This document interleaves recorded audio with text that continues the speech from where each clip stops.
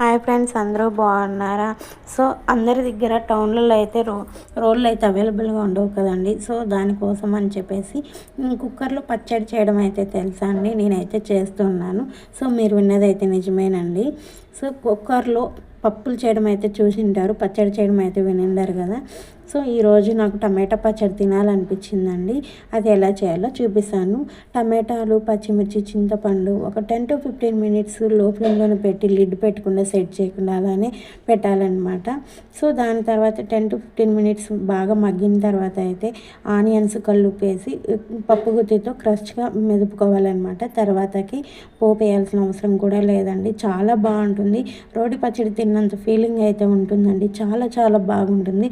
నేనైతే మిస్ అవుతున్నానని చెప్పి అయితే ఈ విధంగా అయితే ట్రై చేశాను. నిజంగా ప్రామిస్గా చెప్పాలంటే సేమ్ రోటి పచ్చడి లాగానే ఉందండి. చాలా బాగుంది. ఇంతే ఫ్రెండ్స్, వీడియో అయితే నచ్చితే కనుక